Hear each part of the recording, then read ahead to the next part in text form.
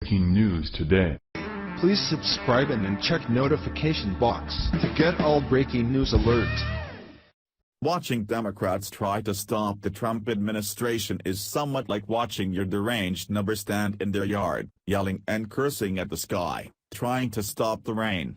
Everyone knows that you should pity the mentally less fortunate, but it's hard to look away when a person chooses to make themselves a human lightning rod. That has been the case with the queen of all Trump haters, Rosie O'Donnell. Her beef with the president goes way back, but it only grows stronger with time.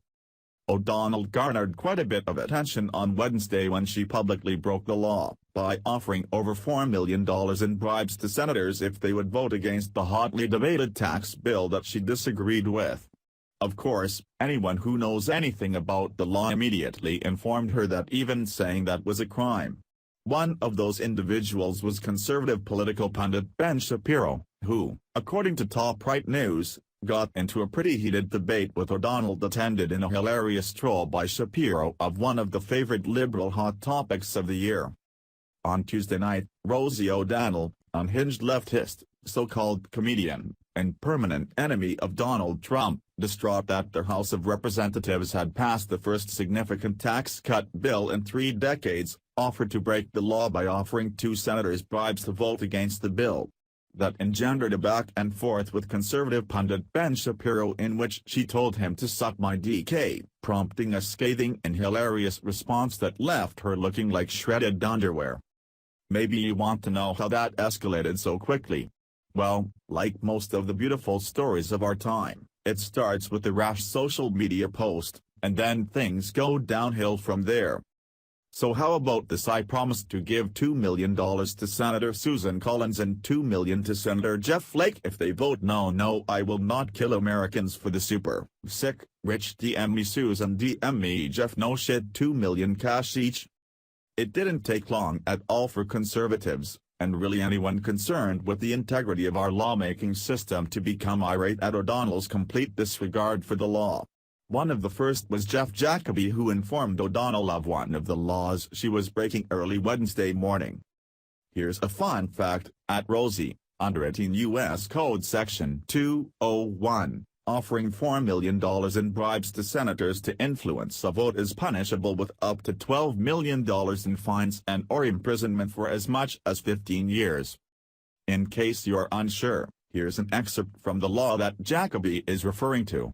It's 18 U.S.C. Section 201b.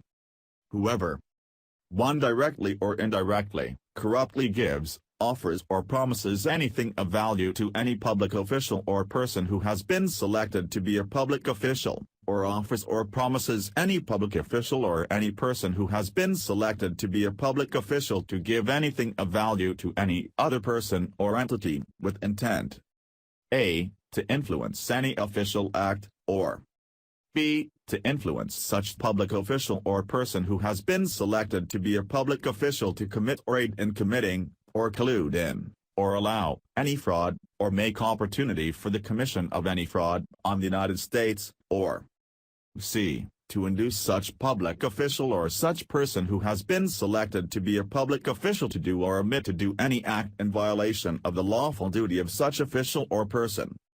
Shall be fined under this title or not more than 3 times the monetary equivalent of the thing of value, whichever is greater, or imprisoned for not more than 15 years, or both, and may be disqualified from holding any office of honor, trust, or profit under the United States. Shapiro wrote about this issue in the Daily Wire, and tweeted about it, following his initial tweet up with this one, which is what got him the blindingly brilliant response from O'Donnell. O'Donnell's response raises a couple of questions, but it does clear up one issue that many seem to be confused about. This is why we shouldn't take our political advice from actors and comedians. For some reason, people seem to think that any fame means a person is a political genius when the opposite is usually true. Sadly, most of Hollywood made its fortune by being great liars, and with that fortune seems to come a required departure from common sense or any understanding of the issues that are important to the middle class. Celebs like O'Donnell, Griffin and pretty much anyone who's ever been on The View all seem to be in this category. Their theoretical utopia that they're trying to implement is just that, theoretical, and impossible to enact without replacing humans with robots who will bow to communism as handed down by the elite without fighting back. Shapiro has no problem fighting back though. His responses were what conservatives everywhere wished we'd been able to say. I think we can all agree with, and hopefully, this won't be ignored by the Justice Department, and O'Donnell will be able to use that $4 million that seems to be burning a hole in her pocket to pay for legal representation to fight off the penalty that should be handed down any day now.